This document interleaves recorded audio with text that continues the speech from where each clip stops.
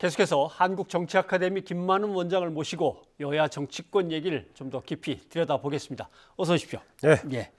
지금 한현희 기자 보도에서도 총사퇴안을 자유한국당이 꺼내 들었지만 실제로 사용되겠는가라고 하는 이제 의혹을 제기를 했습니다만은 그 과정이나 실현 가능성을 어떻게 보십니까? 우선 실현 가능성이 약하다가 아니라 전무하다고 봐야겠죠. 전무로요.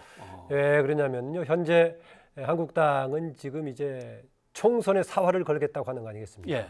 총선에 사활을 걸려고 한다면은 일단 현역 의원들이 일정하게 있어야 번호도 받고 뭐 전략도 구성할 수 있을 것인데 예. 사퇴해버리면 아무것도 할 수 없죠.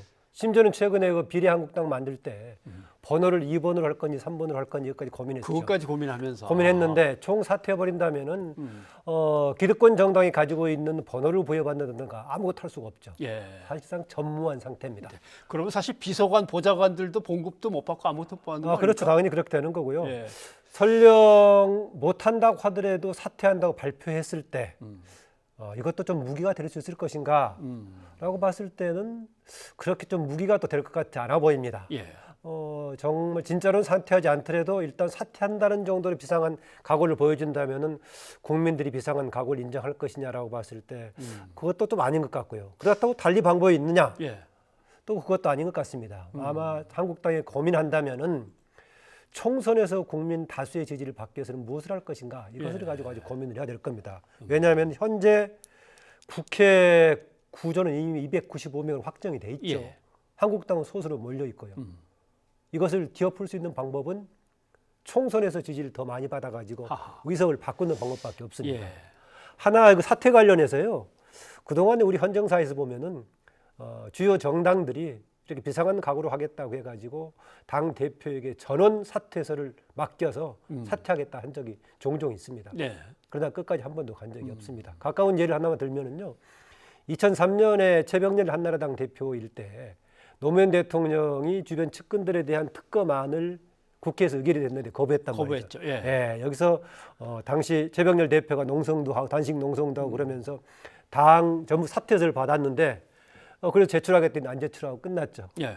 바로 직후에 또 당시 열린우리당이 2004년 초죠. 그러니 국회에서 당시 노무현 대통령에 대한 탄핵이 가결돼 가지고 예. 이런 국회가 어디 있느냐라고 하면서 당시 열린우리당 소속의 46명의 사퇴서를 당시 정동영 의장이 다 받아갖고 있었죠. 예. 그래서 박관영 의장한테 당 국회의장한테 제출해서 하겠다라고 했었는데 서로 밀고 당기고 하다가 무효가 됐습니다. 네. 간혹 개인은 정말 제출해 사퇴한 경우들이 있습니다. 박세일 의원 같은 경우는 좀 그랬었고요. 예, 박세일 의원. 예. 또 최근에 미투 관련 논의 속에서는 제출했다가 보류해서 그냥 복귀한 사람도 있고 그렇습니다. 가장 결정적인 것은 의원 본인이 정말 마지막까지 사퇴할 의사가 있느냐 하는 겁니다. 물론 법률상으로는요. 의원들이 제출을 하면 국회에서 의결 절차를 거치도록 되어 있습니다. 의결 절차는 일반적으로 과반 참석에 과반 동의를 하면 되는 거겠죠. 그리고 국회가 안 열렸을 때는 의장한테 제출하면 의장이 결정하는 거고요. 그래서 결국은 본인이 진정한 의사가 있다면 가능하기도 합니다만은 이번에 한국당은 어쨌든 간에 심각한 지금 이제 이번에 국회 운영에 대한 반발, 불만을 표출한 거지만은 이 자체가 그렇게 현실성이 없기 때문에 큰 무기는 되지 못하고 있다는 생각입니다. 예. 만약에 진짜 실제로 그 여야가 대치한 상황에서 국회가 이런 일이 벌어진다면은 바로 조기 총선거로 가야 되는 겁니까? 지금 현재는 기한이 남아 있기 때문에 조기 총선으로 가지 않을 것입니다. 국회 지방의원들의 경우에는 일정 규모가 없어지면은 압도라서 할 수 있는데 우리의 경우는 총선거로 가지 않고 아마 그때까지 갈 겁니다. 그냥 4월 만약 총선까지. 그냥 총선거로 간다면은요 한국당이 조금 더 해볼 여지가 있는 거겠죠. 기호 순번 문제는 불리함을 같이 갖더라도요. 그러나 뭐 한국당만 떨어지고 나머지 한국당은 당 없이 그냥 임하는 것이 되기 때문에요. 특별하게 현재 한국당에 지금 불만을 표출하는 아니면 정말 저항하는 모습으로서의 의미는 있지만은 현실성이 없는 사퇴 선언이었습니다.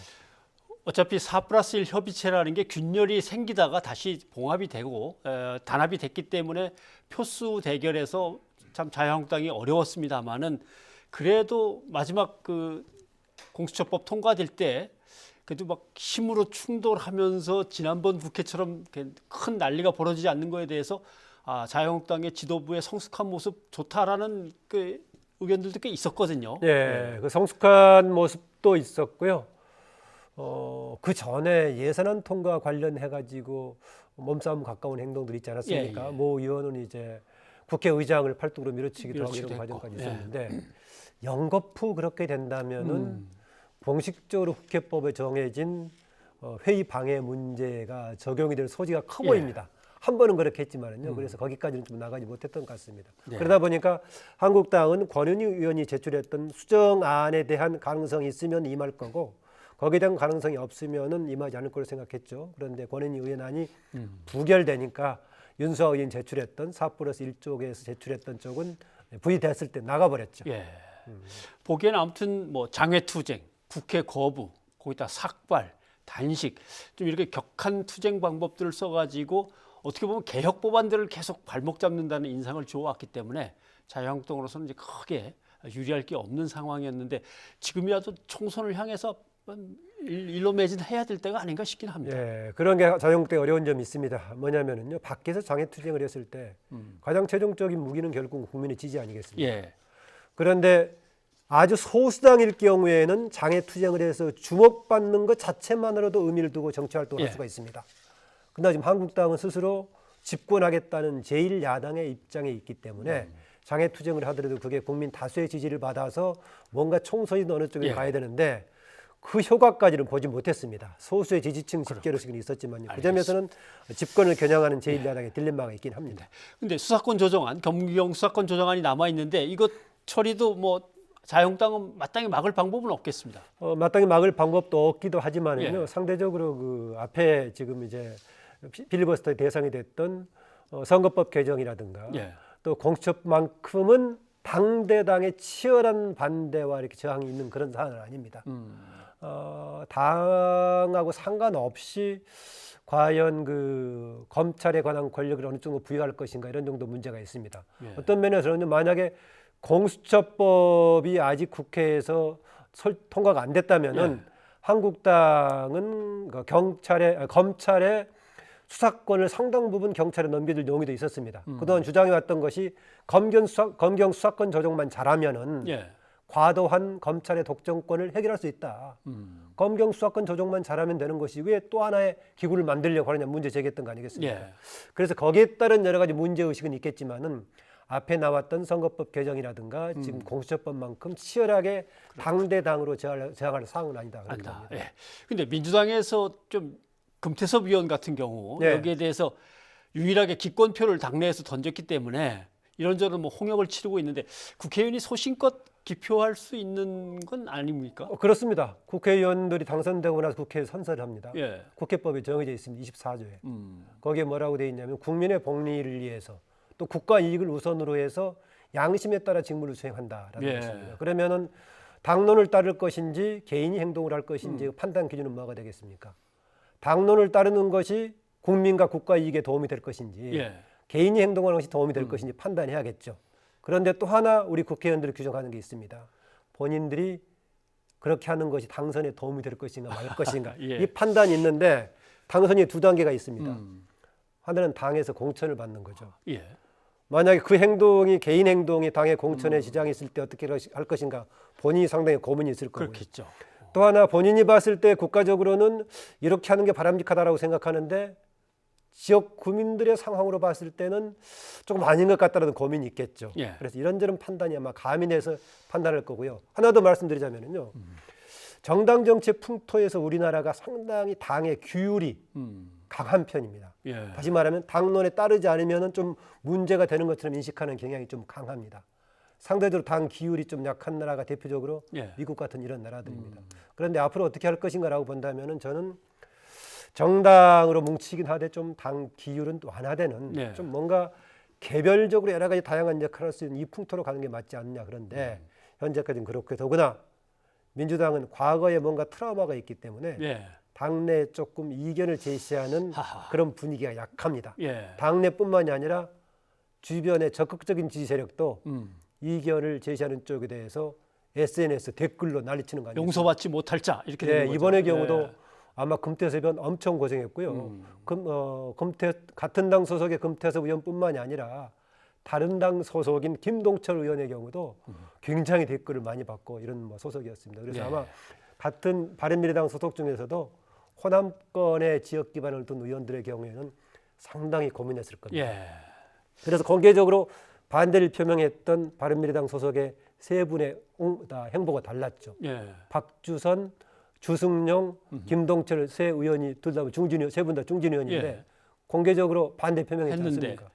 근데 세 분 다 여러 가지 고민 끝에 한 분은 정확하게 반대 표명을 했고 한 분은 기권을 했고 한 분은 불참을 하고 다양한 방식으로 했습니다. 네. 뭐 조국 전 법무부 장관 얘기로 좀 넘어가야 될 것 같습니다. 이번에 네. 이제 공수처 설치법안 통과를 이제 보면서 자기 개인의 어떤 수사 관련 신상 문제에 대해서는 그동안 글을 안 올렸는데 이 부분은 환영한다. 기쁜 일이다라고 분명하게 의견을 제시하는 글을 올렸더라고요. 네. 예. 청와대도 여기에 대해서는 뭐 특별하게 또 언급까지 하고 네. 그랬습니다. 검찰 개혁을 가장 기초로 내걸었던 것이 조국 전 장관이죠. 네. 현재로서는 검찰 개혁과 관련된 부분을 집권 여당이든 청와대든 조국 전 장관을 지지하는 쪽이든 간에 공수처 법안의 국회 통과의 목표를 뒀기 때문에 그렇게 예. 얘기할 수 있을 겁니다. 예전부터 이제 민정수석 때부터 공수처 설치 법안을 이제 국회에 제출하는데 주도적인 역할을 했지 않습니까? 예. 중간에 법무부도 고치고 국회에서 뭐 선복이 됐지만은요. 그런 가운데 아마 조국 장관은 굉장히 환영을 할 거고요. 또 하나는 본인의 지금 재판 관련해서도 공수처법이 생기면은 뭐 이것이 나중에 적용될 것인가 문제를 떠나서 기세의 변화에 조금 조국 전 장관으로서는 본인한테 우호적인 분위기를 갖는 거 아닌가 그런 생각을 가질 수도 있을 겁니다. 그토록 저 사람이 주장하고 주창하던 것이 결국 국회를 통과하는 모습과 국회에서 부결되는 모습은 다 다르겠죠. 예. 그러나 또 역으로 보자면은요. 조국 장관의 전 장관에 대한 수사 문제가 걸리지 않았다면은 예. 공수처법을 둘러싼 입법 갈등이 이만큼 심각하진 않았을 겁니다. 조국 전 장관이 수사 대상에 오르기 전에도 물론 한국당의 대다수는 반대를 했지만 이만큼 정말 정권 타도를 내걸 정도로 그렇게 치열하게 반대하지 않았습니다. 예. 그런데 조국 전 장관 문제가 같이 걸려가지고 검찰과 또 집권 여당과의 뭔가 갈등 이런 것까지 겹치면서 했기 때문에 네. 한편으로는 조국 전 장관 문제가 중간에 개입되면서 오히려 공처를 둘러싼 갈등이 더 증폭됐던 그런 측면도 있습니다. 네. 아무튼 본인은 눈물이 핑 돈다라는 그렇게 표현까지 쓸 충분히 그럴 정도로요. 만하죠. 예. 그러나 뭐 공수처 설치에 대해서 아직 이제 내년 여름까지 쭉 이제 진행이 되겠습니다만 추진되는 과정 여러 절차가 있을 테니까 뭐 추천에도 또 구성돼야겠고 나름대로 부족한 게 있다거나 문제가 있는 것들은 또 협의를 해 나가야겠죠. 아마 그 시행령 구성 과정에 협의해 나갈 건데요. 예. 지금 같은 법안에 특히 24조 뭐 이항 같은 경우도 해석의 여지를 서로 많이 달리하고 있지 않습니까? 예. 그쪽뿐만이 아니라 다른 쪽도 마찬가지고요. 같은 내용을 두고도 서로 다른 주장을 하고 있는데 거기에 대한 뭔가 상대 불신 불안감을 해소해 주려면은 시행령 과정에서 그것이 아니란 방향을 잡아주는 것도 굉장히 필요할 네. 겁니다. 그리고 구체적인 인적 구성 과정에서 뭐 특정 권력을 가진 쪽에 편향으로 될 가능성이 있다는 우려 같은 것을 해소해 줄 필요가 있다. 네. 현재는 입법 자체가 중요했기 때문에 총력을 기울였지만은 이후의 시행 과정 속에서는 입법에 대해서 우려했던 사람들의 의견을 반영하는 쪽으로 네. 뭔가 노력하는 그 것도 과정에 자유한국당도 좀 참여를 굉장히 해주면 좋고. 자유한국당 참여 여부를 떠나서 주도하는 쪽에서 그거를 자유한국당이 당장은 쉽게 참여하면서 어떻게 할지 그것은 모르겠습니다만 현 시점에서는 그런 게 필요하지 않나 그렇습니다. 김 원장님 오늘 고맙습니다. 예.